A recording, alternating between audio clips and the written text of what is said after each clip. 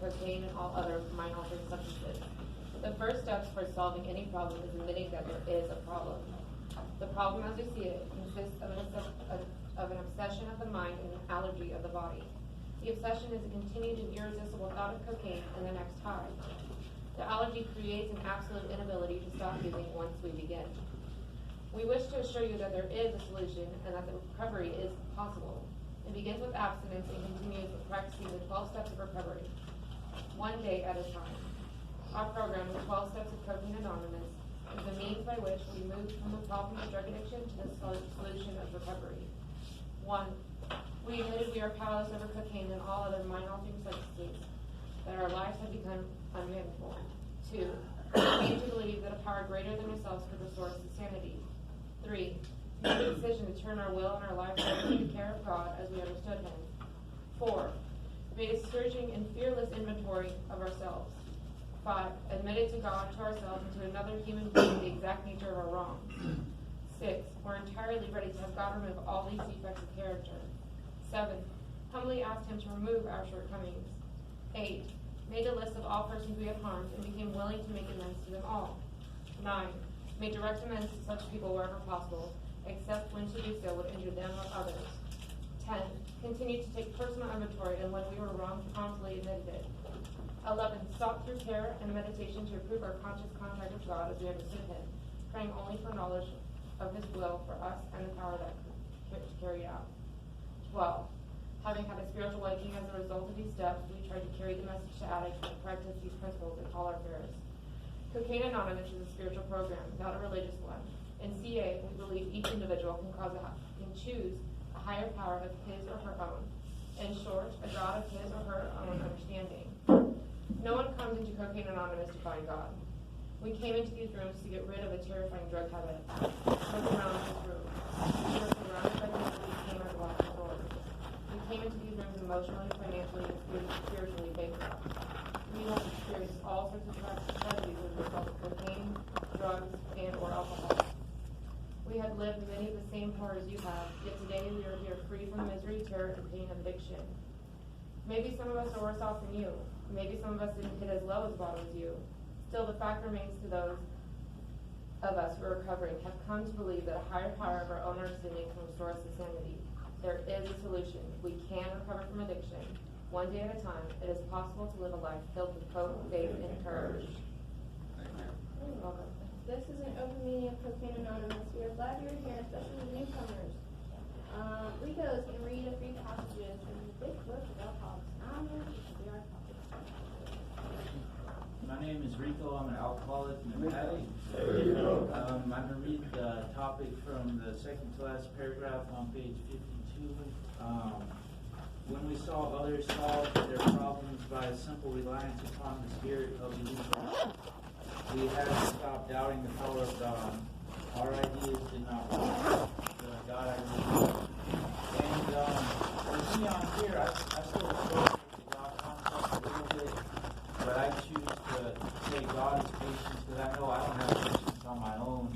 And I still run into these problems today. Like, even I'll get a text message and like someone didn't respond to me right away, so now I'm gonna wait to respond to them, and I do childish type shit, and I'm not a patient person, but when I see God for help, I get some patience, a little patience, way more than I had, and I can't do that on my own. So I guess the topic, God and patience. Thanks, Rico. Thank you. Aaron, alcoholic addict. Hold on one sec. Sorry. This meeting is now open to share what has been read. Today's round robin, so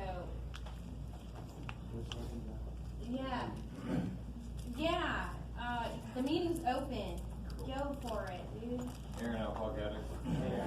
When I came into the program, or going into treatment, I kind of had the atheist mentality. I didn't believe that there was a God, or if there was one, by any means, like he abandoned me.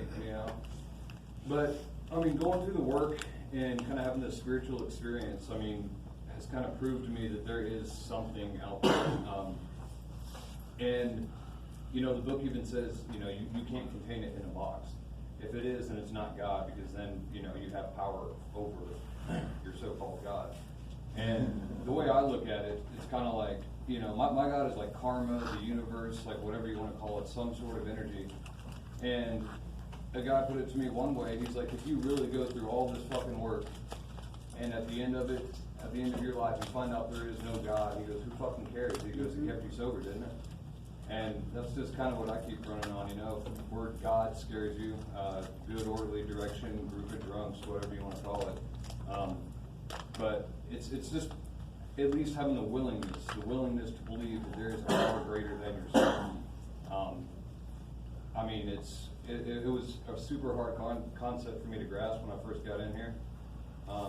But just over time, doing the work and having these spiritual experiences, it's definitely gotten easier to grasp. And like I said, I don't fully understand it. I don't think any of us ever will. You know, I won't.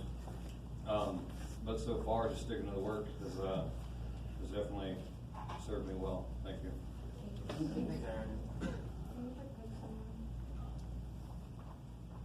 Who wants to go?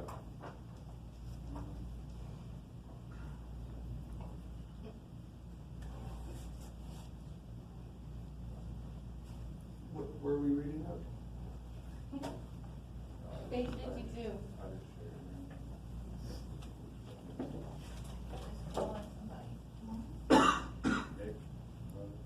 Thank God I'm all.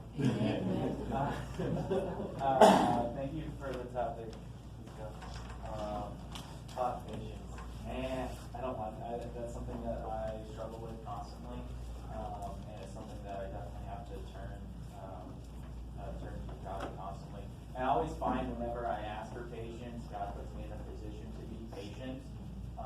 And that could be sitting in traffic for a very long time. That could be me not getting what I want when I want it. Because like at the root cause of my troubles, I'm selfish and self-centered. So I want everything right now, the way I want it, the way I say it, you know. And so my sponsor I talked to him this morning, and part of what I'm doing today is I'm in everything that I do, trying to bring God into that moment and seeing God in it. Because like God is either everything or He's nothing, you know. And so part of that is also like with people and the way they interact with me, the way they talk, or the way that they're doing anything, you know. And that is really awesome because it actually aligns fairly well with what's going on. We saw that other people solve their problems by simple reliance upon the Spirit of the universe, and that's, to me, that is like the way people, the people in these rooms and people outside of these rooms, you know, being able to see them for who they are, having God, you know, come through them and speak to me in different ways. That's all I got. Thanks. Thank you. Pat. Pat, alcoholic addict. Hi, Pat. Yeah, well, for me, I mean, running on self-reliance didn't work. It took me a long time to figure that out. You know, ending up in the hospital, jail, rehab, you know, it's kind of the same story. And I struggled with the God concept too. But the fact is that it could be whatever the fuck you want it to be. So that's the cool thing about this program. And then just doing what you got to do to tap into that, you know, helping other people. That helps me. I'm new to recovery, so those things definitely just trying to live in God's will and just not being selfish and self-centered. Yeah. So. Thanks.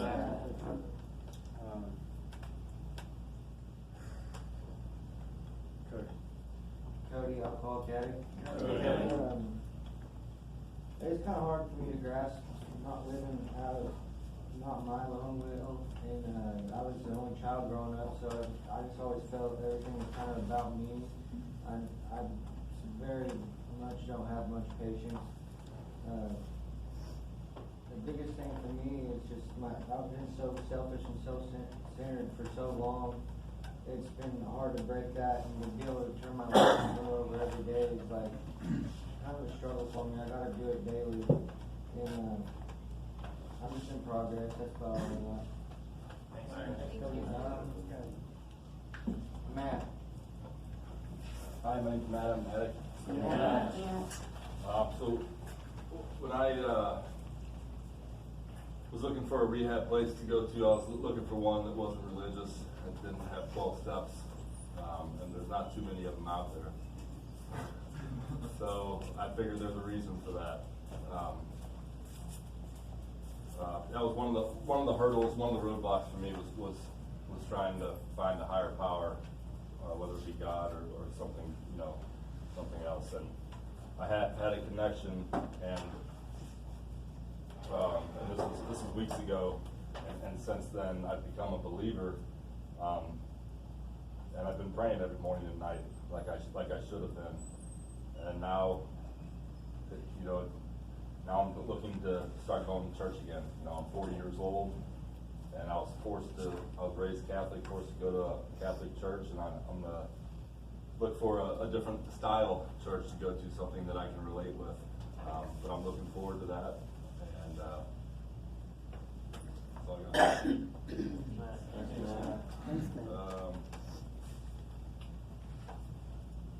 Kyle.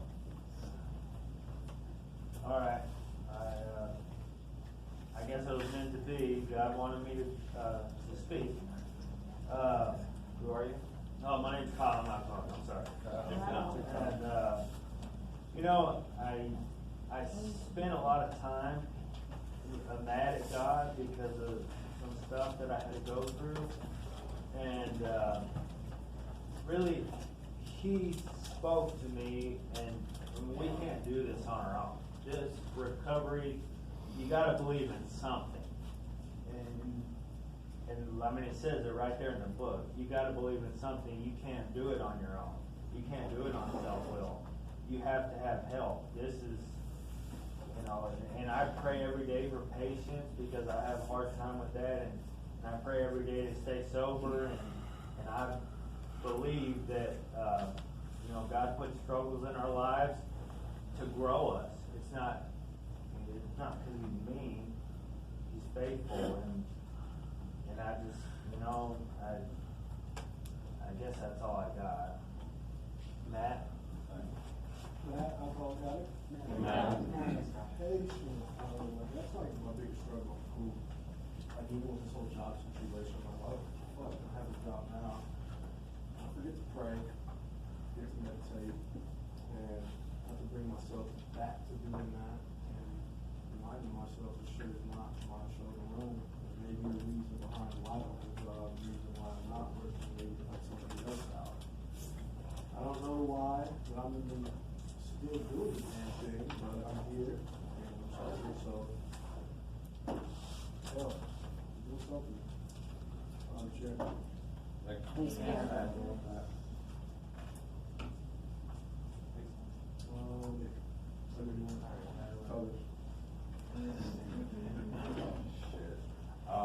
I'm Toby, I'm a drug addict. Hey, Toby. Thank you for your reading, by the way. It's like I noticed for me, like when I come in here, I want to act like I'm all put together and everything. Everything's gonna be okay, but in reality, I'm afraid. And if I can see somebody else do something that I want to do, part of me clings on to the hope, the fact that if you can do it, I can do it. And sometimes I get ego wrapped up in that, right? And then it's like, oh, well, this piece of shit can do it, so I'm sure I fucking can, right? And like, that's not how this thing works for me today. There's a saying that I just absolutely had running in my fucking head. I would say that I hate it, but it works. So I can't really disrespect it, but I get fucked up. We stay sober. And if I'm not doing this with other people, and if I'm not connecting to other people, and if I'm not reaching out for help, and I'm not talking about my vulnerabilities, and I'm not looking for the next right action, that I'm definitely automatically doing the next wrong thing. A lot of my impatience and my restlessness comes from lack of faith.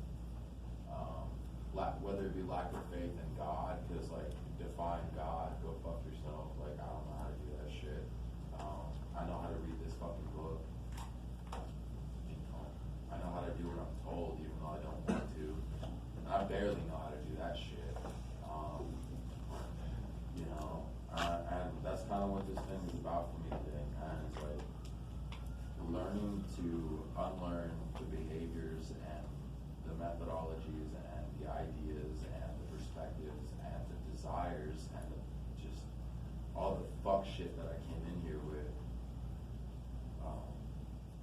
Learning to try and do something in the opposite direction. Surprisingly, I'm still sober.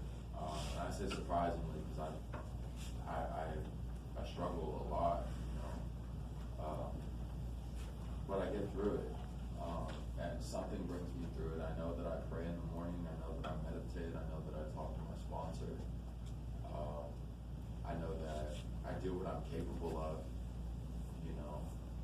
It was right, like I can't have lofty ass expectations whenever I come into this thing, right? Because I come in here and I want to be making $1 million at the snap of a fucking finger, right?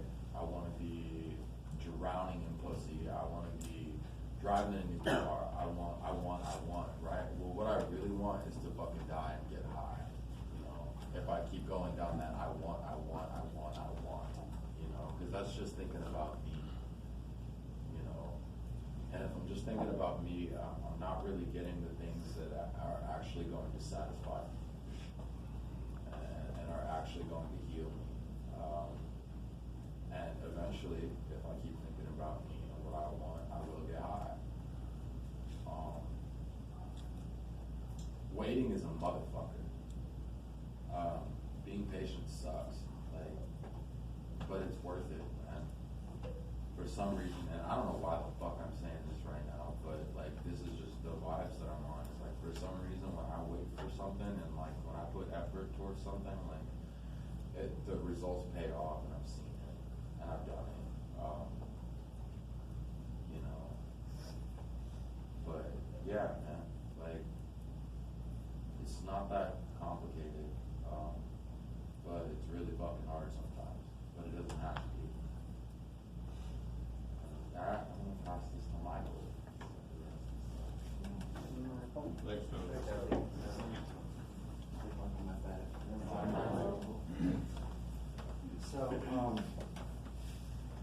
So I listened to y'all, right? I'm sitting here 11 years later, and I listened to how I used to talk, and I listened to how fucking harsh it used to be, and look at how it is today, you know? When I crawled the fuck in here one day, I met this old man, and this old man told me, he said, this is nothing like anything you've ever fucking seen before. I don't want to hear about your childhood fucking bullshit, your childhood, you know, how you're so fucking whatever the fuck you are because of your parents and shit. He goes, we're starting right here. If you are fucked up, you're fucked up here today. If you're impatient, you're an impatient fuck today, coming out of the game. Because you're not with your childhood made you, you're with the fucking game made you at this point. Right? So let's be clear on that shit. And,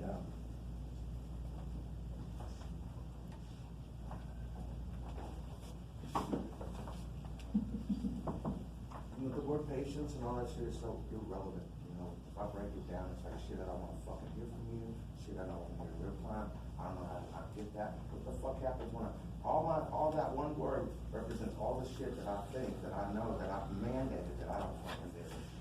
And then I had this old man sit here with me and said, you're fucking right here, you piece of shit, you impatient fuck. Welcome to fucking a different life that's been offered to you. And the God piece was simple. I did pray that fucking doorknob. Because I had to go back to my house after I left you the first fucking day. And it kind of played out like this, you know. I consider with anybody and talk to anybody in this room at some point for a minute. And in this moment, are you bleeding? Are you being fucking impatient right now? Are you being a dick right now? Are you in prison right now? This is one of those moments that I tied it into that spirit fucking world shit. If I'm sitting here, if I open a door for you, that's the guy. If I'm not telling you what the fuck I think I want you to fucking hear from me, that moment, that's the spirit of these principles, right? So when somebody finally found the right words to tell me what the G thing is, the way he put it to me, the God piece, the spirit of, it's the other motherfucker that's in between the fucking two, the Oreo. He's the filling. In you, he's already fucking there, motherfucker. You know, you're the guy who flushes the toilet, that's cheap, because you could leave that shit, right? Anything you do that is somewhat not being a dick, the anti-dick, is the spirit of, and they said, the God piece, I have to tell you, dude, he only fucking materializes when these fingers and these toes are doing something decent. That's God. Me fucking talking, me helping you, me talking to you, us doing inventory, that's the G in me. Because God damn it, I'd rather not fucking talk to any of y'all ever again. And I'd be okay with that shit. On one hand, that's my childhood talk. On the other hand, there's a price that I pay dearly each day to find out what the G thing wants me to sacrifice in the form of being decent to one of you cocksuckers today. Not telling you what I think today. And the biggest part of it for me is when I quit telling myself what I think I fucking believe. Because it's the game for me. I mean, I sit here with Toby, 11 years later, we still go through the same thoughts. And the God piece that y'all taught me is about, like they told me, God is like, when I wake up in the morning, my big G, my spiritual warrior, he's sitting on the couch eating fucking Cheetos with 2 pom-poms going, go, Michael. Go, Michael. I'm not doing shit for you, you're gonna do it all, but I'll give you the courage to fucking not be an ass fuck today. One time. And when somebody broke it down to these principles, he said, you can only stomach being decent, nice, patient one time a day. And it has to be in the middle of being impatient.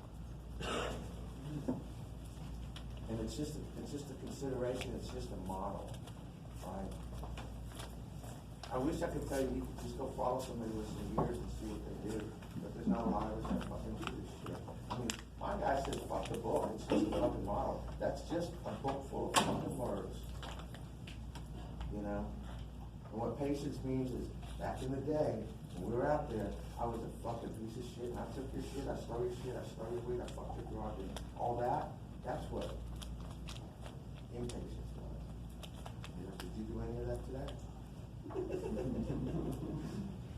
Just once, that's the spirit of something else moving into the same goddamn place where I think it's not. Right? Look at me, goddamn. Spirit of the goddamn you. Wait, I'm back on now talking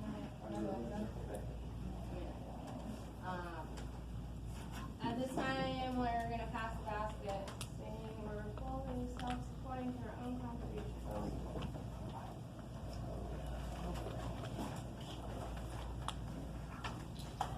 Stu? My name is Stuart, I'm an addict. Hey, Stuart.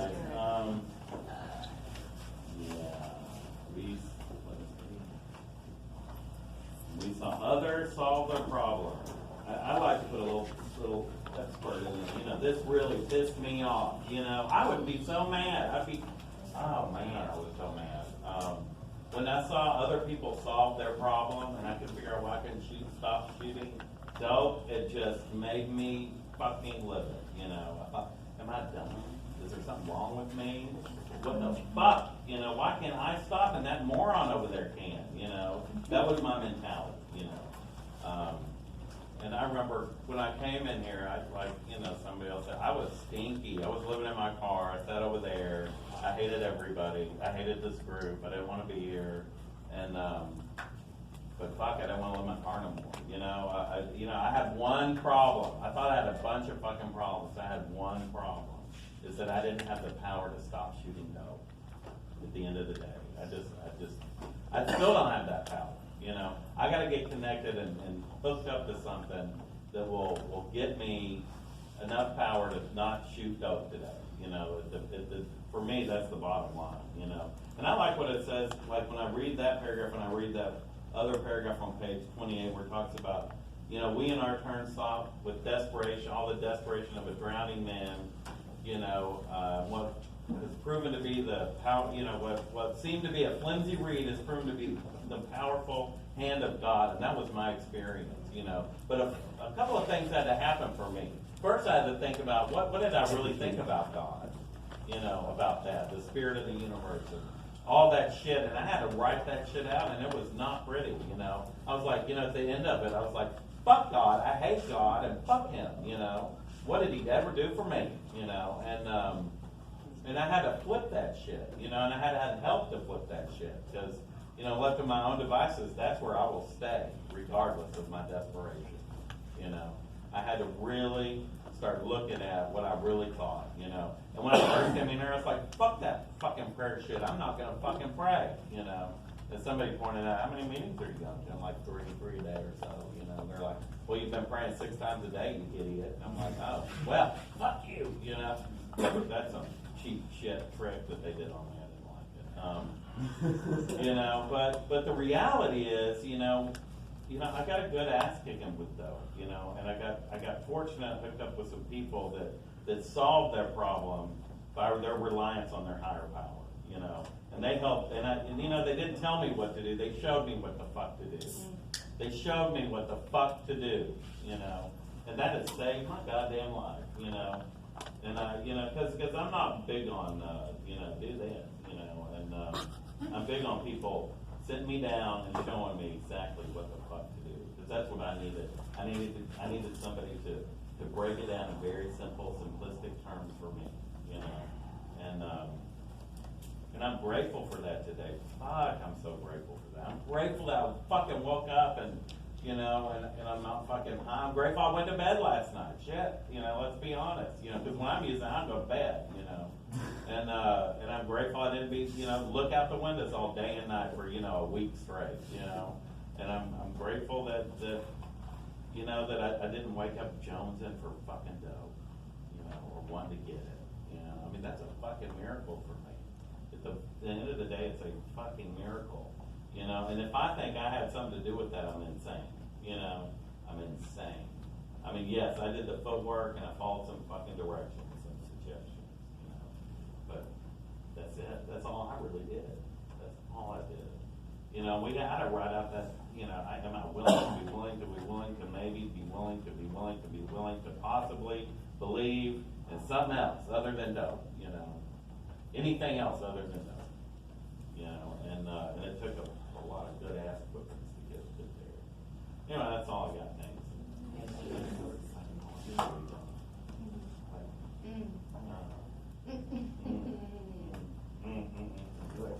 I'm back, I'm not talking about it.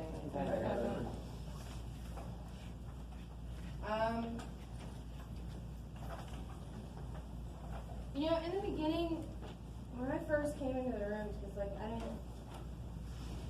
didn't get this shit shoved down my throat through treatment. I went to a meeting, and when I saw God on the wall, it scared the fuck out of me. Because I didn't know if I could believe in something that wasn't real, that wasn't in front of me, physically in front of me. And I thought that everyone was crazy. But here I am and I can't stop using, so. And they had figured out how to stop using. And I tried so many different ways of going around the God way, and it didn't work. And, you know, for a while, the doorknob was my God. For a while. Because, I mean, same as Michael, after I left this room, I had to go home. You know, my parents are normies, so I had to go home to shit in my house. And, it wasn't easy. And so I spent a lot of time in my room praying to that doorknob.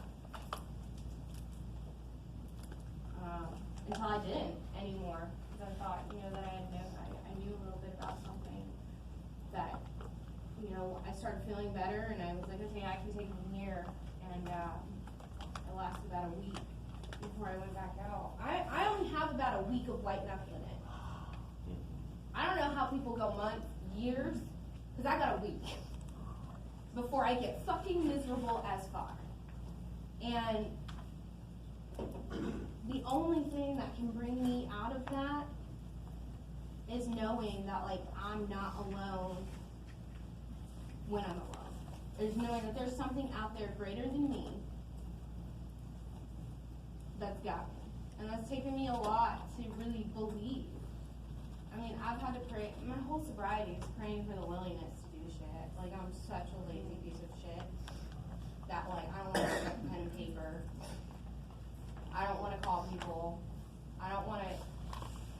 nervous, you know, it's all I don't. And,